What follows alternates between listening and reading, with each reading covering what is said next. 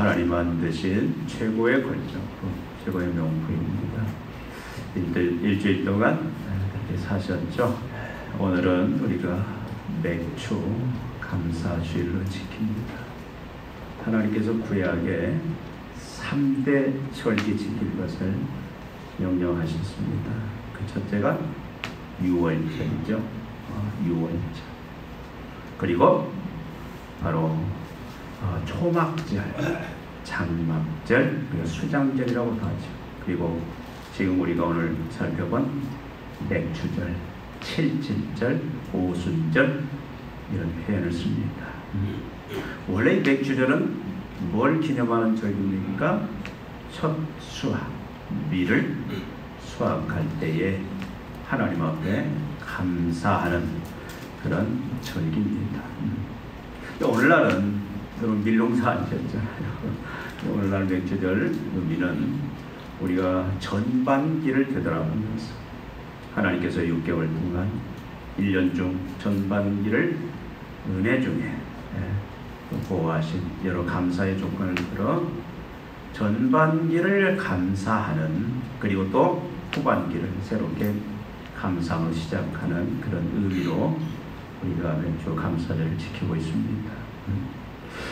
오늘 여러분은 무엇을 감사합니까? 여러분 지금 당장 나는 하나님 앞에 감사할 것이 이거다 자신 있게 내어놓을 수 있는가? 저는 여러분을 볼 때에 참 성도들로 인하여 저는 참 감사할 게 많아요. 교회로 인하여 감사할 게 너무 많습니다. 참 얼마나 하나님 앞에 감사했는지, 지금도 감사하고 있는 그런 하나님의 그 은혜들, 여러분들을 통해서 나타난 그 은혜들로 인해서 많은 감사의 조건들이 있습니다. 여러분 일반 사람들이 감사하는 그 조건들을 보면은 크게 보통 한 6가지 정도로 나눠볼 수 있는 것 같아요. 모든 사람들이 공통적으로 뭘 가지고 감사를 하느냐. 첫째는 개인적인 그런 편안함과 안정을 가지고 사람들은 감사를 합니다. 육체적, 정신적으로 건강할 때 스트레스가 없고 걱정될 일이 없는 그런 인간이 어떻게 보면 가장 기본적인 욕구를 충족받을 때 사람들은 감사한다고 합니다. 우리 흔히 말하는 아프지 않고 등 따숩고 편하게 잠자고 그런 안전함들, 또 걱정거리 없고 이럴 때 사람들은 보통 감사한다 그렇게 말합니다. 또 두 번째는 사람들이 감사하는 조건을 보면 두 번째는 물질적 풍요와 만족이다. 생활에 필요한 모든 것들 물질적 어려움 없이 자기가 원하는 바를 다 충족히 체험받는. 그래서 여러분 우리가 예를 들어서 먹고 싶은 것 머리 생각하지 않고 편안하게 가서 외식할 수 있고, 또 누구 선물 필요하면 뭐 가격 따지지 않고 쉽게 선물할 수 있고, 우리가 물건을 살 때 이걸 사야 되나 말해야 되나, 옷을 살 때 사야 되나 말해야 되나 이런 걱정하지 아니하고 그냥 쉽게 편안하게 살 수 있는 그런 어떻게 물질의 그런 풍요로움들, 그리고 그 만족들, 이럴 때 사람들이 보통 감사한다고 얘기합니다. 그리고 세 번째는 타인의 도움과 배려를 받을 때 감사함을 느낀다고 해요. 여러분 사람은 사회적인 그런 존재잖아요. 그래서 우리가 다른 사람들을 통해서 얻는 기쁨과 만족이 아주 많습니다. 내가 어려움에 처했을 때 누군가가 나를 도와주거나, 또 아무도 내 마음을, 답답한 마음을 알아주지 못하는데 너가 내 마음을 이해해주고 또 격려해주고 나에게 친절을 베풀 때 사람들은 다 감사함을 느낀다고 얘기합니다. 그리고 네 번째는 고난 극복과 성장이다. 여러분 고난이 없는 사람이 있으면 얼마나 좋겠습니까? 우리는 고난이 없기를 질병이라든가 가난이라든가 인간관계 갈등이라든가 여러 가지 고난이 없기를 원하지만 여러분, 고난 없는 인생은 없어요. 다 나름대로의 고난들이 있습니다. 그런 고난, 우리가 질병이 왔다든가 어떤 물질의 힘든 상황을 만났다든가 이럴 때에 질병에서 우리가 회복될 때, 또 어떤 물질의 어려움 속에서 다시 딛고 일어나 우리가 그 물질의 문제를 다 해결하고 정상적인 부유함에 이르렀을 때에, 또 인간관계 어떤 갈등에서 오는 그런 긴장들, 또 미움, 원망들, 그 갈등이 해소되었을 때에 감사하게 되고, 그걸로 인해서 내가 이만큼 이걸로 인해서 성장했구나, 내가 이걸 이겨냄으로 인하여 내가 더 예전보다는, 어제보다는 더 성장한 사람이 되었구나, 그걸 생각할 때 사람들은 감사함을 느낀다고 얘기합니다. 또 다섯 번째는 소중한 관계와 소속감이다. 우리는 가족, 또 어떤 공동체, 친구, 동료, 여러 관계들 속에서 우리는 살아가고 있습니다. 내가 어렵고 힘들 때 나와 함께 시간을 같이 보내줄 수 있는 사람, 서로 의지하면서 행복과 슬픔을 나눌 수 있는 그런 관계가 있을 때에 사람들은 참으로 감사하게 된다고 얘기합니다. 부부일 수도 있고, 부모와 자식 간의 관계일 수도 있고, 친구일 수도 있고, 동료일 수도 있고, 결혼하면 성도일 수도 있고, 그래서 서로 의지하고 서로 돕고 이런 관계가 있을 때에 사람들은 감사함을 느낀다고 얘기합니다. 그리고 어떤 소속감, 자기를 격려해주고 지지해주는 그런 소속감, 내가 한 그 공동체의 일원이다 라는 그런 생각이 있을 때 사람들은 감사함을 느낀다고 얘기합니다. 그리고 여섯 번째는 일상의 작은 행복과 아름다움으로 인하여 감사한다고 얘기합니다. 여러분, 큰 게 아니에요. 일상 속에서 소소한 일들, 사람 볼 때는 아무것도 아닌 것 같은데 그런 소소한 기쁨이나 아름다움이 감사의 조건이 된다고 합니다. 여러분, 오늘날 보니까 태양이 따뜻하게 비칠 때 그때 또 감사함을 느끼는 사람도 있어요. 시원한 바람을 참으로 얼굴로 맞닿을 때 행복함을 느끼는, 감사함을 느끼는 사람도 있습니다. 또 아름다운, 참 하나님이 창조하신 그 자연들, 풍경들을 바라보면서 그냥 소소한 행복과 감사함을 누리는 사람도 있어요.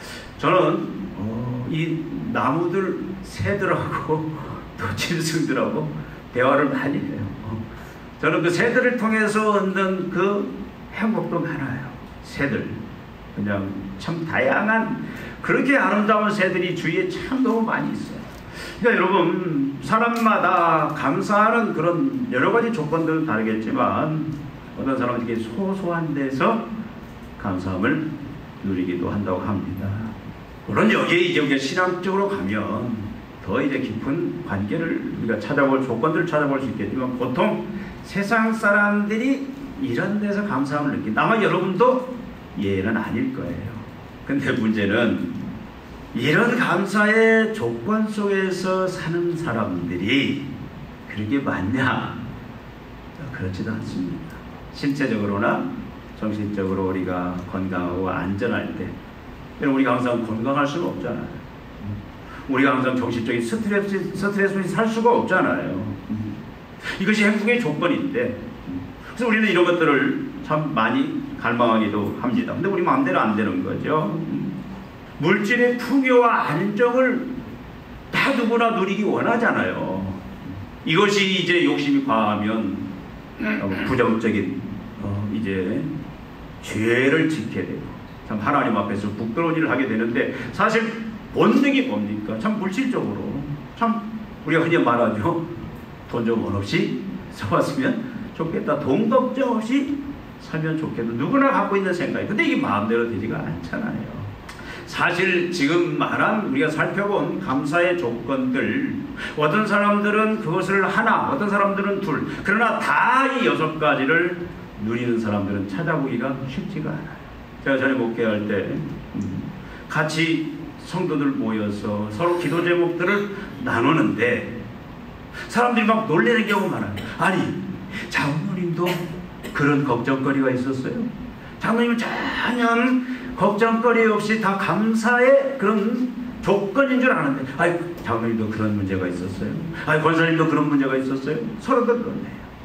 저 사람은 걱정, 의심거리가 없을 거다, 저 사람은 문제가 없을 거다라고 생각했던 사람들도 다 드러내고 보니까 그런 나름대로의 문제점들이 있단 말이죠. 그러니까 완전한 감사의 조건들을 다 갖추고 사는 사람들은 없습니다.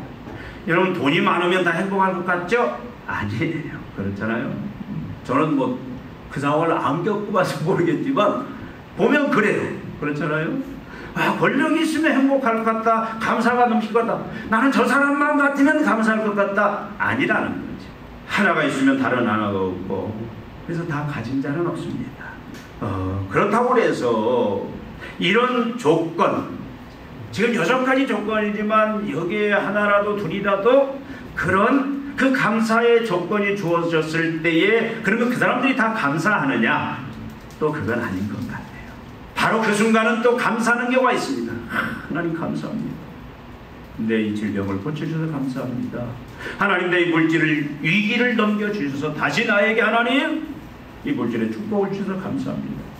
내 자녀들 이 문제 속에 있었는데 하나님, 내 자녀를 다시 하나님께서 참 하나님 사랑하고 이제 참 하나님 앞에 꿈을 가지고 열심히 성실하게 공부하고 일하는 자녀들로 만들어주기가 감사합니다. 어떤 위기 속에서 그 문제를 해결받았을 때 감사하는데 그것이 지속되지 못하는 경우가 많아요. 얼마 지나면 다 잊어버리는 경우도 많습니다. 여러분, 교만한 사람들은 절대 감사함을 몰라요. 현재 내가 있는 것, 누리는 것에 감사하지 못합니다. 그리고 심지어 타인의 배려를 받았음에도 불구하고 그 배려를 당연한 것으로 그냥 권리인 것처럼 그렇게 생각하며 살아가는 사람도 아주 많아요. 없을 것 같죠? 맞습니다. 여러분, 자기가 잘나서 그렇게 되었다, 자기가 잘나서 이런 축복이, 이런 은혜가 임했다라고 그렇게 스스로 자기에게 치부해버리는 사람도 많습니다. 여러분은, 여러분의 감사는 어떤 감사인가? 여러분 지금 감사하고 있습니까? 오늘 본문은 분명하게 우리에게 선포하고 있습니다.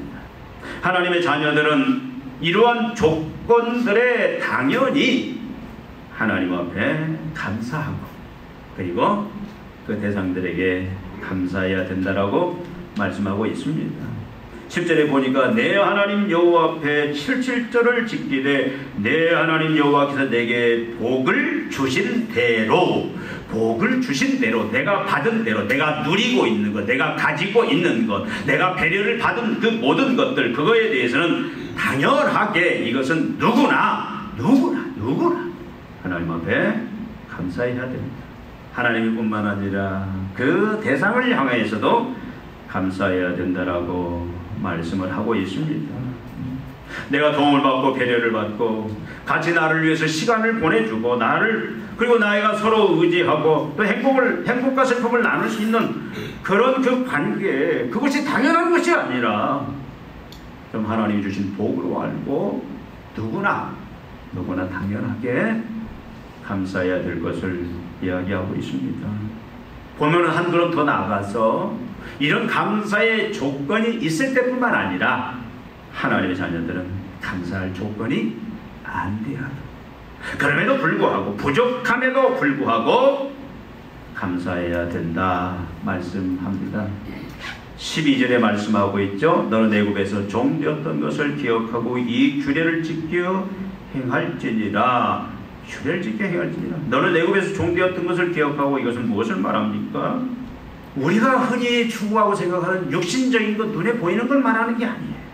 여러분, 우리가 다른 하박국서 3장 17절 18절에 보면 하박국 선지자가 이런 고백을 합니다. 비록 무화과나무가 무성하지 못하며 포도나무에 열매가 없으며 감람나무에 소출이 없으며 밭에 먹을 것이 없으며 우리의 양이 없으며 외양간에 소가 없을지라도 나는 여호와로 말미암아 즐거워하며 나의 구원의 하나님으로 말미암아 기뻐.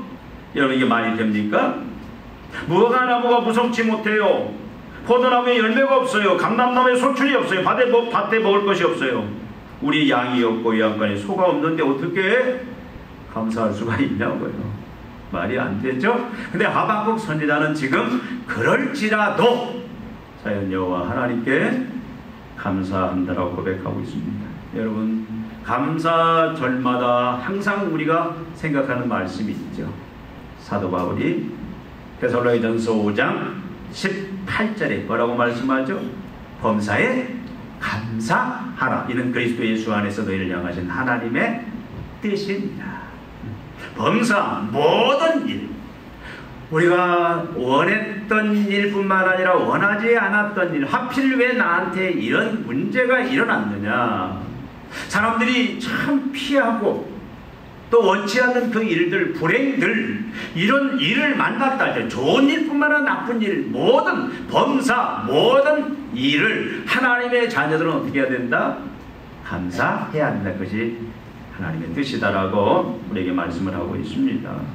어떻게 보면 진정한 감사는, 하나님이 우리에게 요구하시는 감사는 건강할 뿐만 아니라 질병이 와도, 우리가 스트레스가 없을 때뿐만 아니라 스트레스, 걱정, 의식거리가 와도 우리 의식주가 풍부해요. 의식주 걱정이 없습니다. 먹고 있고 우리가 살아가는데 집 걱정하지 아니하고 옷 걱정하지 아니하고 먹는 음식 걱정하지 아니하고 그냥 자유롭게 풍족하게 살 수 있을 때나, 그렇지 못할 때나 나를 누가 도와주고 격려해주고 위로해주고 친절을 베푸는 자가 있을 때나 없을 때나, 내가 질병을 만났는데, 내가 어떤 물질의 어려움을 만났는데 여전히 해결이 안 되고 질병 속에서, 가난 속에서, 사람과의 갈등 속에 여전히 내가 갇혀 있어. 어떤 때 너무 심하여 밤에 잠을 못 이루는 그런 그 상황에 있다 할지라도, 그런 상황이라 할지라도 감사할 것을 우리에게 요구하고 있다, 그 말씀입니다. 내가 나를 격려해주고 나와 함께 행복과 슬픔을 나누는 그런 사람들이 내 주위에 있든, 아니면 내가 그냥 나 혼자 황량한 허벌판에, 황량한 망망대해 사막에 있는 것 같은 그런 외로운 상황이라 할지라도, 내가 외계인처럼 나홀로 살아가는 그런 상황이라 할지라도, 여러분, 하나님의 자녀들은 감사해야 된다라고 말씀을 합니다. 여러분, 밤하늘을 보면서 또 태양을 보면서 여러분 감사해 본 적 있습니까? 너무 바빠서 하늘을 쳐다볼 시간도 없어요. 별 볼 시간도 없어요. 그냥 하루 종일 그냥 일에 치여서 먹고 살기 위해서 애쓰는, 소소한 그런 기쁨과 행복을 느낄 만한 그런 여유가 없는 그런 삶을 산다 할지라도 하나님의 자녀들은 감사해야 된다. 무조건 감사해야 된다. 이것이 하나님의 말씀의 주 핵심입니다. 여러분, 이게 고문 아닙니까? 여러분, 형벌 아닙니까? 우리는 막연한 희망을 가지고 그렇게 할 때가 있습니다. 언젠가는 해주시겠지. 여러분, 그건 어떻게 보면은 희망 고문이에요. 이게 쉬운 게 아니라는 거예요. 여러분, 우리가 단시간에 한두 번은 그렇게 해볼 수가 있지만 이것이 계속 반복될 때에는 이건 하나의 고문이고 형벌일 수도 있습니다. 그럼에도 불구하고 하나님은 우리에게 분명히 말씀합니다. 감사의 조건이 우리 앞에 널려 있든 아니면 감사의 조건이 전혀 없든, 내가 누리는 것, 내가 가지고 있는 것, 배려받은 것, 소소한 것에 감사할 수 없는 그런 상황 처지에 내가 있다 할지라도 무조건 하나님의 자녀들은 언제나 어디서나 하루 24시간 1년 365일 하나님 앞에 가는 그 순간까지 이 땅에 사는 동안에 감사해야 된다라고 성경은 한결같이 하나님 우리들에게 말씀하고 있습니다. 권고하고 있습니다. 명령하고 있다 그 말씀이에요. 여러분, 왜 하나님은 이 모든 것에 무조건 감사라고 하시는가? 어떤 때 여러분 성경을 보면서 참 많이 이런 갈등들을 했을 거예요. 어떤 때는 하나님이 참 야속하기도 해요.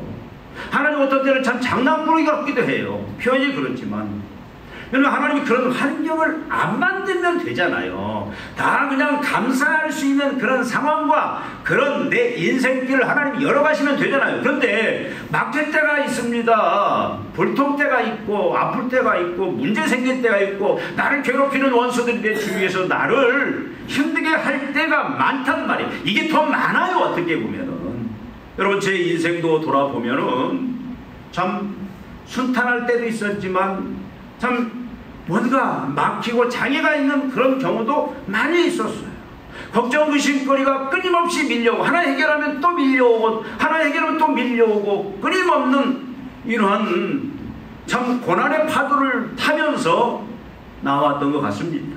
그런데 하나님께서는 그걸 안 보내주셔야죠. 병도 안 보내시고 물질의 문제도 안 보내시고 내 주위에 나를 괴롭게 하는 그런 원수들도 안 보내주시고 항상 내 편, 나를 인정하고 나를 격려하고 나를 위로해주고 나와 행복과 슬픔을 같이 하는 그런 사람들만 보내주시면 되잖아요. 근데 그렇지 않는 경우가 더 많이 있다 그 말씀이에요. 제발 나를 힘들게 하는 이 사람 하나님 치워주시오. 그러면요 그 사람 빠져나가세요. 그러면 더 센 놈이 와요. 참 희한합니다. 파도 하나 물러갔어요. 하나님 나 파도에 좀 제발 이 고난의 파도 좀 물려 주십시오 했는데 여러분 그 파도가 물려갔는데 더 큰 파도가 오는 경우도 있더라 그 말씀이에요. 왜 하나님은 이런 환경 속에서 우리에게 그럼에도 불구하고 무조건 감사라고 하시는가?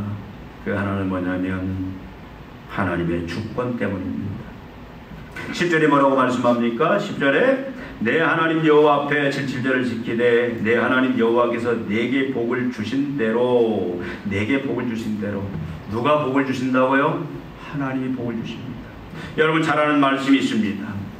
우리가 잘 아는데 로마서 11장 36절 켈빈이 종교개혁을 일으킬 만큼 칼빈의 모든 신학을 뒷받침한 그 하나님의 말씀이 로마서 11장 36절인데 만물이 주에게서 나오고 주로 말미암고 주에게로 돌아감이라 그에게 영광이 세세에 있을지어다. 만물이 어디에서 나온다고요? 주에게서, 하나님에게서. 모든 만물은 그냥 존재하는 게 아닙니다. 눈에 보이는 거 보이지 않는 거 다 누가 만드셨어요? 하나님이 창조하셨어요. 하나님이 있으라 하매 지금도 하나님이 그걸 다 보존하시고 계신다 그 말이에요. 주로 말미암고 그걸 하나님이 다 섭리하시고 지키시고 보호하시는 하나님이다. 여러분 그냥 되어지지 않아요. 여러분 보면 요즘은 참 아까 말씀드린 대로 새들도 너무 종류가 많아요. 어떤 때는 밤에 일정 한밤중에 서져 있으면 새벽에도 보면 막 이 까마귀들이 어떻게 짖으다는지 그냥 까까 그냥 소리도 커요. 앞에 와서 까마귀 천국입니다. 새들 천국.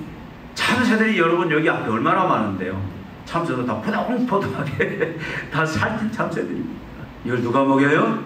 사람이 키워도 그렇게 참 아름답게 포동포동하게 키울 수는 없을 거예요. 누가 그걸 키우겠습니까? 하나님께서 다 여러분 모든 미물도 더더구나 우리 인생들 모든 것들 누가 여러분 항상 우리의 신앙의 핵심이 뭡니까? 지난주도 말씀드렸잖아요. 하나님이 절대 주권자다. 내 생사와 복을 주관하신다.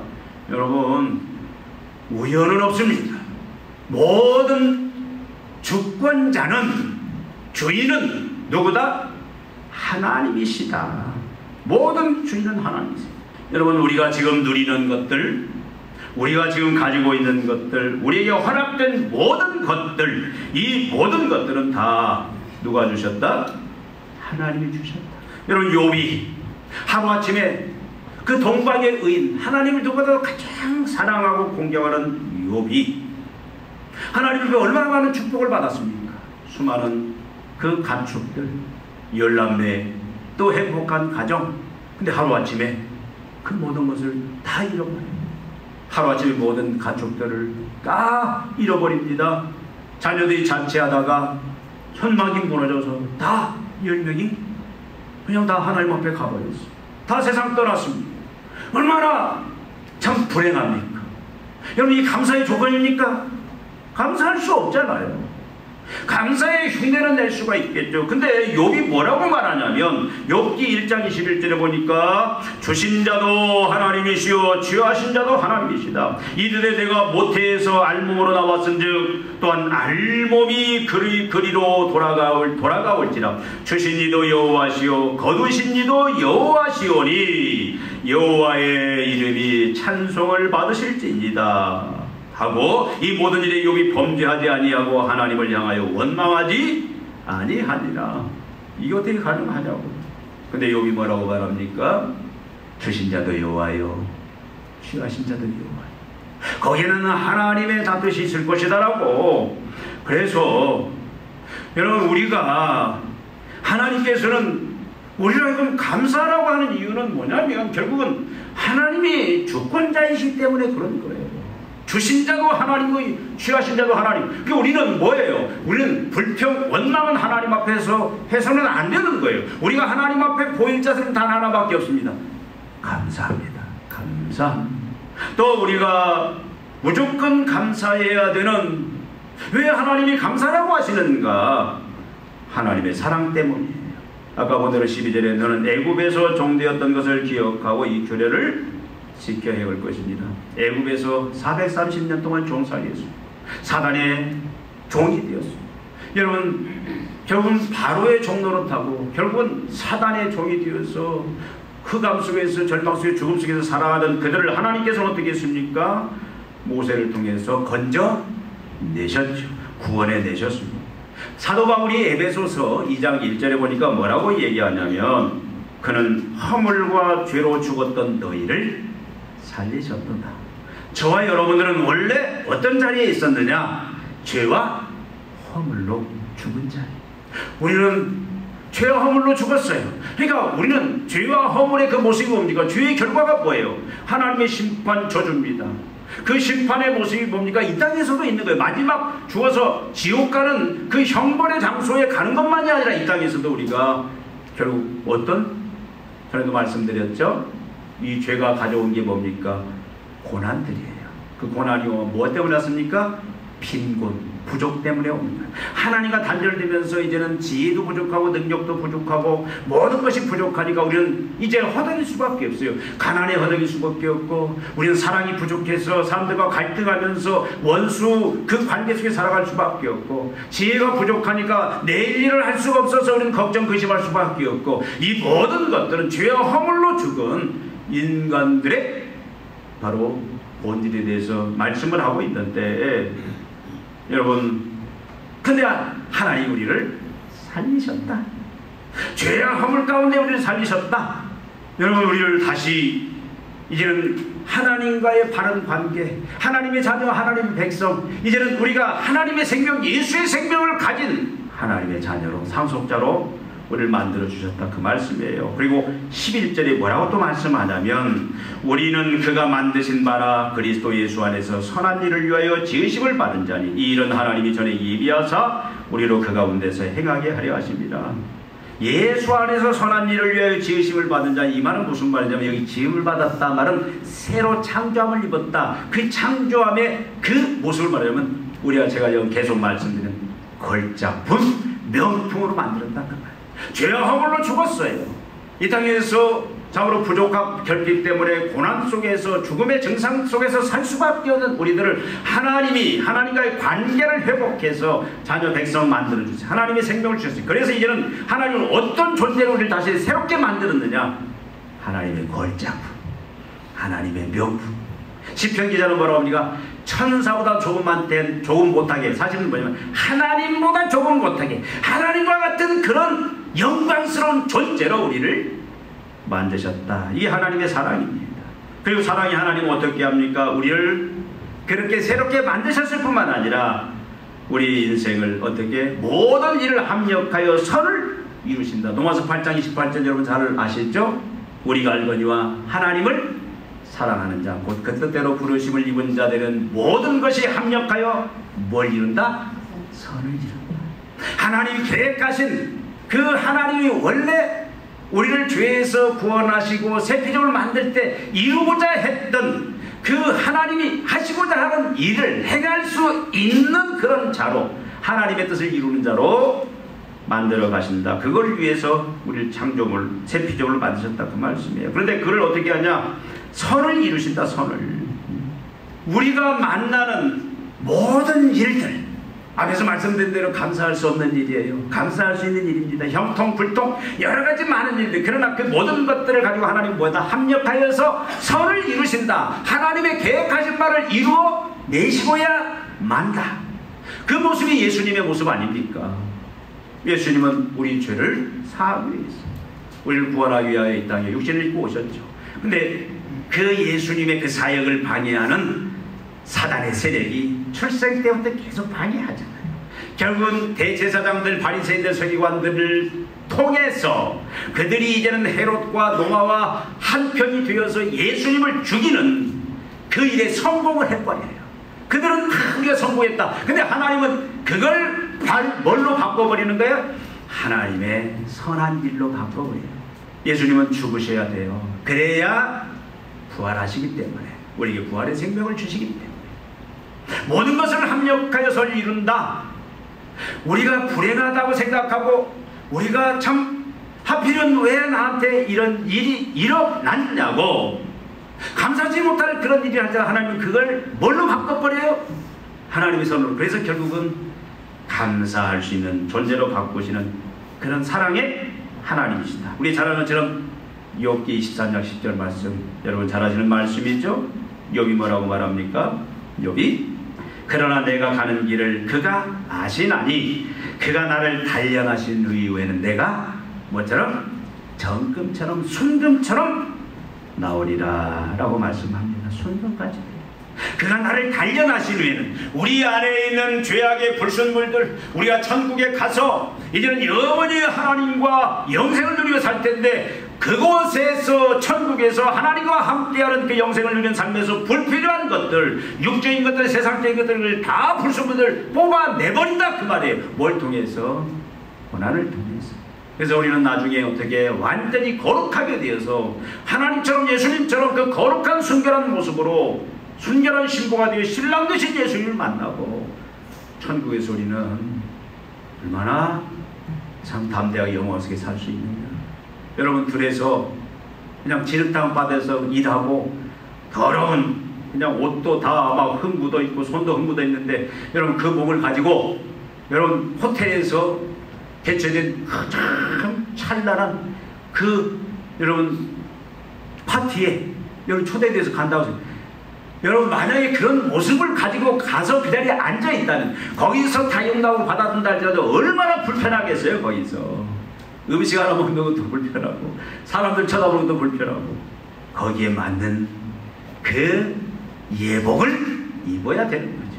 이게 하나님께서는 결국 우리로 하여금 모든 일들을 다 그 일들을 합력하여 선을 이루어서 결국 우리를 뭘로? 정금처럼 하나님 나라에 이제는 온전히 하나님 그 정자체 참여할 수 있는 그런 온전한 그 예복을 입히시는 그런 사랑의 하나님이시다라는 거예요. 또 사랑의 하나님 어떻게 합니까? 사랑하는 자녀들을 이 땅에 있는 동안에, 이 광야길을 걸어가는 동안에 보호해내신다. 하나님이 다 지켜주십니다. 우리의 사랑은 저는 요한복음 10장 28절 29절에 내가 그들에게 영생을 주노니 영원히 멸망하지 아니할 것이요 또 그들을 내 손에서 빼앗을 자가 없느니라. 그들을 주신 내 아버지는 만유보다 크심에 아무도 아버지의 손에서 빼앗을 수 없느니라. 우리의 사랑은 로마서 8장 32절 39절 하나님의 사랑의 손을 끊을 자가 없다. 권고나 핍박이나 적신이나 이 세상에 그 있는 어떤 것도 죽음도 우리를 하나님의 사랑에서 끊을 수가 없다. 여러분, 하나님은 마지막까지 우리를 안전하게 지키시고 보호하시는 사랑의 하나님이세요. 그래서 우리는 사랑의 하나님 때문에, 그래서 우리는 어떤 일을 만나든 어떤 형편에 처하든 우리는 감사할 수 없는 그런 상황이라 할지라도 우리는 어떻게 해야 돼요? 무조건 우리는 감사할 수 있게 되는 거예요. 그래서 하나님께 우리에게 무조건 감사하라고 합니다. 하나님의 주권과 하나님의 사랑을 믿는 자녀들은 반드시 범사에 감사해. 하나님의 주권과 사랑을 의심하고 믿지 못하는 사람은 절대로 감사할 수가 없어요. 매사 걱정하고 근심하고 두려워하고 불평하고 참 불만을 느낄 수밖에 없는 지옥 같은 삶을 살 수밖에 없다 그 말이에요. 감사한다고 해도 하나님의 조건과 사랑을 의심하고 믿지 않는 자는 조건적인 감사의 삶을 살 수밖에 없습니다. 내가 원하는 조건과 형편이 주어졌을 때, 그것이 사라졌을 때는 또 불평하고 원망할 수밖에 없다 그 말이에요. 천국과 지옥을 매일 오고 가. 우리는 하나님의 조건과 하나님의 사랑을 믿어야 돼요. 의지해야 돼요. 그게 믿음입니다. 우리는 그래서 범사에 감사하면서 살아야 되는데, 오늘 본문 말씀을 보니까 이렇게 감사하면서 살아라고 세 가지로 얘기하고 있습니다. 하나는 뭡니까? 하나님이 주신 복대로 감사해야 된다. 하나님이 주신 복대로, 현재 내가 받은 복대로. 여러분 현재 받은 복이 있습니까? 없습니까? 있잖아요. 여러분 하나 한 분 한 분 제가 볼 때 받은 복들이 너무 많아요. 여러분 한 분 한 분 바라볼 때 저는 참 감사해요. 저는 그래도 목회하면서 감사하면서 목회하는 편입니다. 여러분 성도들의 삶이 참으로 어지럽혀지고 성도들이 날마다 걱정 의심할 수밖에 없는 그런 상황과 처지가 있던 목회자가 얼마나 매일 눈물로 기도할 수밖에 없어요. 잠깐 우리 정혜숙 권사님 사형 선고 받을 얼마나 걱정했어요. 아침마다 하나님 앞에 놀면서 이 목회자의 부담이에요. 하나님 우리 이승윤 성도님 암이래 다시 검사 받아봐야 돼. 목회자는 얼마나 이게 큰 부담인지. 근데 다 지금 감사하다. 우리 지원이 공주 잘 났어. 그냥 정상적으로 난다고 했는데 뭐 그것도 하나님의 은혜죠. 제가 볼 때 우리 성도님들은 다 하나님 앞에 받은 복이 여러분들 느낄지 느끼지 못할지 모르지만 제가 볼 때는 참 너무도 많아요. 기도할 때마다 참 하나님 앞에 여러분들로 인해 감사하는 게 너무도 많습니다. 여러분 받은 그 복을 여러분 다 아셔야 돼요. 내가 받은 복 누리고 있는 것을 여러분들이 아셔야 돼요. 아셔야 되는데 여러분 자꾸 비교하지 마세요. 다른 사람하고 비교하지 마세요. 아, 저 사람은 저런데 아니에요. 여러분 나름의 복이 있고 저 사람의 다른 복이 있고 복이 다 달라요. 남의 떡이 커 보인다고 자꾸 그러지 마세요. 여러분 우리는 하나님이 각자에게 주신 복을 그걸 감사할 줄 알아야 돼요. 그리고 그것을 감사하게 누려야 되는 거예요. 누려야 되는 거예요.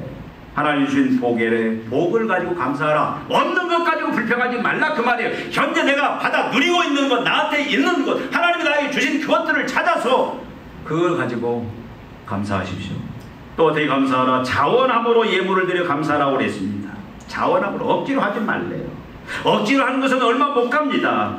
억지로 하는 것은 결국은 어떤 문제가 생길 때 다시 불평하게 돼요. 원망하게 됩니다. 누군가는 하나를 또 희생양으로 삼고 불평하게 되는데 자원함으로 감사해야 돼요. 근데 여러분 감사를 표현할 때 예물을 가지고 감사하라. 어떤 사람은 그래요. 전도하니까 거기 가면 돈만 내라고 한다. 돈만 내라고 한다. 여러분 사람이 제일 소중하게 있는 게 뭔지 아세요?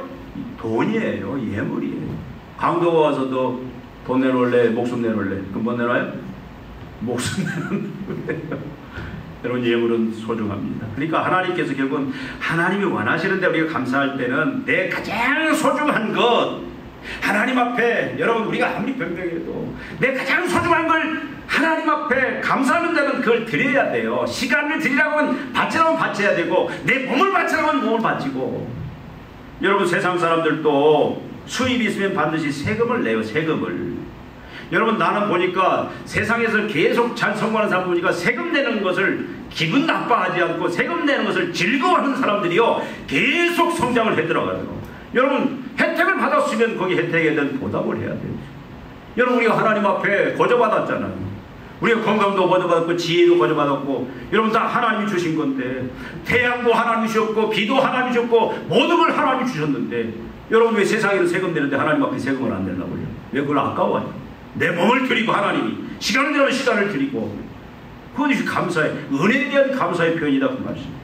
또 여러분, 모든 이웃들과 나누는 감사를 해야 된다고 얘기합니다. 11절에 소외된 자, 고아와 가우, 이방인, 종들, 이런 모든 사람들과 같이 나만 받은 복을 가지고 나만 누리는 것이 아니라 같이 다 초대해서 같이 나는 흘려보내는 그런 감사를 하라라고 얘기하고 있습니다.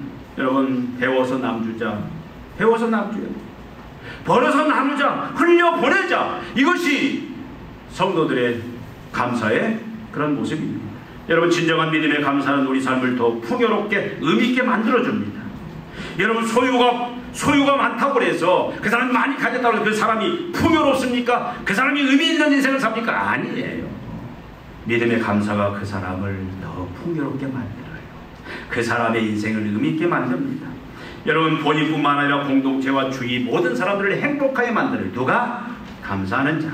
여러분, 하나님은 감사하는 자에게 더 많은 것을 주십니다. 스펄전 목사님이 그런 얘기를 하잖아요. 반딧불에 감사하는 자에게 하나님은 촛불을 주시고, 촛불에 감사하는 자에게 별빛을 주시고, 별빛에 감사하는 자에게 햇빛을 주시고, 햇빛에 감사하는 자에게 하나님은 이 세상이 어떤 빛보다도 영광스러운 천국에 그 하나님의 영광을 비춰주신다라고 얘기하고 있어요. 이게 하나님 나라의 원리입니다. 여러분, 우리는 믿음의 감사를 회복해야 됩니다. 입술의 감사, 삶의 감사를 회복해야 돼요. 시간을 드리고 물질을 드리고 생명으로 우리는 감사를 실천해. 여러분, 탈무드에 보니까 세상에서 가장 지혜로운 사람은 배우는 사람이고, 세상에서 가장 행복한 사람은 감사하며 살아가는 사람이다. 가장 행복한 사람은 감사하면서 사는 사람이 가장 행복하다고 얘기합니다. 요한 볼프강 괴테는 뭐라고 말합니까? 세상에서 가장 쓸모없는 인간은 감사할 줄 모르는 인간이다. 철학자는 그렇게 얘기하고 있습니다. 여러분, 오늘 한 가지 실천하고, 오늘 한 가지 결심하고 실천해 보십시다. 여러분, 오늘 다 돌아가시면 감사할 내용들을 한번 다 기록해 보십시오. 그리고 용기 있는 사람은 단체 카톡방에 한번 올려보십시오. 단체 카톡방에 올리는 자는 큰 상품이 있어요. 한번 올려보세요. 그리고 매일매일 5가지 이상 감사를 찾고 감사를 표현하는 그런 삶을 살아가십시다. 기도하시겠습니다. 하나님 아버지, 우리들에게 이 땅에 귀한 인생을 주시니 감사를 드리옵나이다. 많은 감사의 조건을 베풀어 주시니 감사하옵나이다. 주님, 무엇보다도 감사한 것은 우리를 죄와 사망에서 건져낼 수 있어 하나님의 자녀, 하나님의 백성, 걸작품 만드시고 우리를 이제는 하나님 기뻐하시는 순결한 자들로 계속 만들어 가시며, 우리가 하나님의 일꾼으로서 하나님의 그 맡기신 사명들을 감당하는 능력의 종들로 만들어 가시며, 마지막 주님 앞에 갈 때의 순결한 신부로서 우리의 천국에서 마음껏 이제 영광을 누리는 그런 존재로 세워 가시는 그 모든 과정 속에 우리를 세우시고, 날마다 우리를 하나님 참으로 모든 일을 합력하여 선을 이루시며 우리 인생을 이끌어 가시니 감사를 드리옵나이다. 날마다 감사하는, 날마다 하나님 앞에 춤으로, 우리가 입술로, 삶으로 감사를 표현하고 나타내는 믿음의 종들 만들어 주시옵소서. 예수님의 이름으로 기도하옵나이다. 아멘.